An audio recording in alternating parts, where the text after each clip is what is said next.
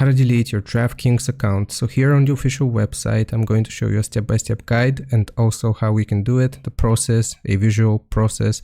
So first you have to log into your DraftKings account and tap in on your profile photo in the top right corner.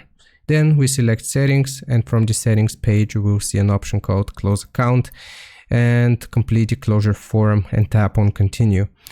Okay, so afterwards you will need to enter your password and tap yes, close my account, and that's how you do it. And it's gonna look a little something like this. So we will click on your profile icon, then here you will select settings, and again at the bottom it is going to have the option to close your account. So click on close account.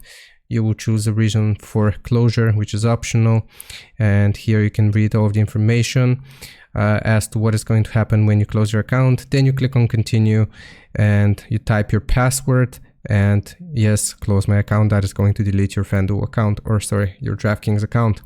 Hope this helps. Leave a like and sub. I'll see you next time.